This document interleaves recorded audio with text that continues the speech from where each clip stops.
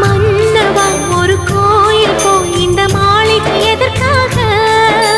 தேவியே என் ஜீவனே இந்த ஆலயம் உனக்காக.